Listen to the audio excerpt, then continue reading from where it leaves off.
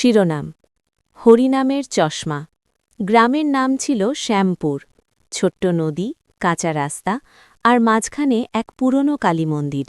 এই ছিল গ্রামের পরিচয়। সেই গ্রামের মানুষদের জীবনে ধর্ম ছিল, কিন্তু তা ছিল অনেক সময় অভ্যেসের মতো, ভেতরের আলো নয়, বাইরের প্রদীপ। ঠিক তখনই গ্রামে এলো এক অদ্ভুত মানুষ।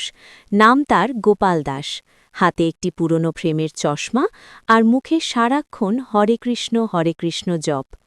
লোকজন তাকে ডাকত হরিনামের চশমাওয়ালা।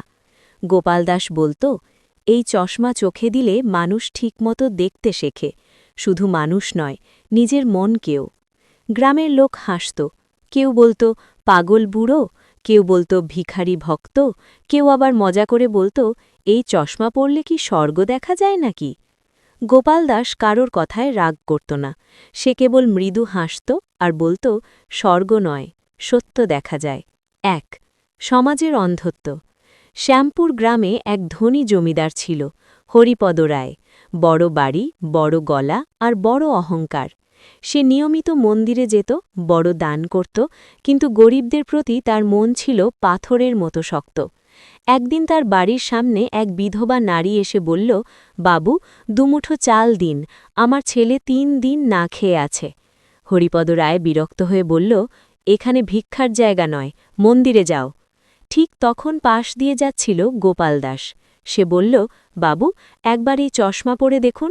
হরিপদ রায় রেগে গেল, কি বলছিস বুড়ো, আমি জমিদার, আমাকে চশমা শেখাচ্ছিস? গোপাল শান্ত গলায় বলল, চোখে পড়ুন, যদি ভালো না লাগে খুলে ফেলবেন। হরিপদ রায় অবাক হয়ে চশমাটা পরল। চশমা পরতেই তার চোখের দৃশ্য বদলে গেল। সে দেখল ওই বিধবা নারীর মুখে শুধু দারিদ্র্য নয়, লজ্জা আর অসহায়ত্বের ছায়া। শিশুটির চোখে ক্ষুধা নয়, ভয়ের জল। সে চমকে উঠল। চশমা খুলে ফেলতেই আবার সব আগের মতো, একজন ভিক্ষুক, এক গরিব। হরিপদ রায় কাঁপা গলায় বলল, এই কি দেখালি আমাকে? গোপাল বলল, এই হল হরিনামের চশমা। এটে মানুষ শুধু চোখে দেখে না, হৃদয় দিয়ে দেখে। সেদিন হরিপদ রায় সেই নারীকে চাল দিল, টাকা দিল, আর জীবনে প্রথমবার মাথা নিচু করল। ২. ধর্মের মুখোশ। গ্রামে এক কীর্তনিয়া ছিল, রঘুনাথ। সে গলা ফাটিয়ে কীর্তন করত, কিন্তু পেছনে সে সুদঘোর ছিল, গরিবদের থেকে দ্বিগুণ সুদ নিত। একদিন সে গোপাল দাসকে বলল, তুমি তো হরিনাম করো, আমি তো কীর্তন করি, আমার ধর্ম তোমার থেকে বড়। গোপাল মুচকি হেসে বলল, বড় না ছোট, চশমা পরে দেখুন। রঘুনাথ চশমা পরল। সে দেখল তার কীর্তনের তালে তালে মানুষের চোখে আনন্দ নয়, ভয়। সে দেখল তার ঘরে জমা টাকা আসলে অসংখ্য কান্নার ফল। সে চশমা খুলে ফেলল, চুপচাপ দাঁড়িয়ে রইল। তার গলা থেকে আর সেদিন কীর্তন বেরোল না। পরদিন সে ঘোষণা করল, আজ থেকে সুদ নেব না। হরিনাম মানে শুধু গান নয়, দয়া। ৩. যুবকের চোখ খুলে যাওয়া। গ্রামের এক যুবক ছিল, বিকাশ। সে বলত, ধর্ম মানে পুরনো কথা, এখন টাকা আর চাকরি ছাড়া কিছুই দরকার নেই। সে গোপাল দাসকে ঠাট্টা করে বলল, চশমা পরে কি ভবিষ্যৎ দেখা যায় নাকি?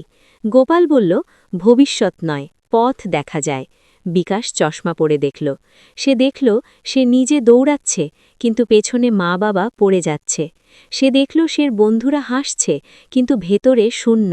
সে দেখল টাকার পাহাড়ে দাঁড়িয়ে আছে, কিন্তু পাশে কেউ নেই। বিকাশ চুপ করে গেল। চশমা খুলে বলল, আমি ভুল পথে যাচ্ছি, তাই তো?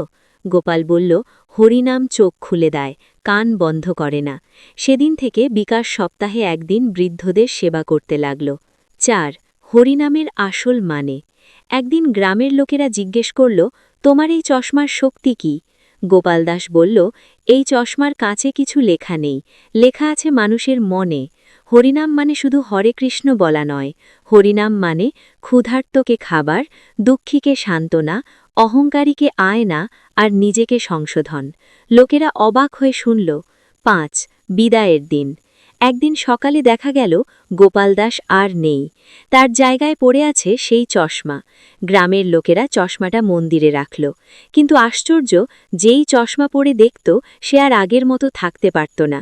ধনী মানুষ দানশীল হল, সুদখোর মানুষ ন্যায়পরায়ণ হল, অলস যুবক সেবক হল।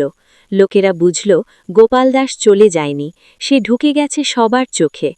উপসংহার: শ্যামপুর গ্রামে এখনও বলা হয়, হরিনামের চশমা মানে কাঁচের চশমা নয়, এটা বিবেকের চশমা।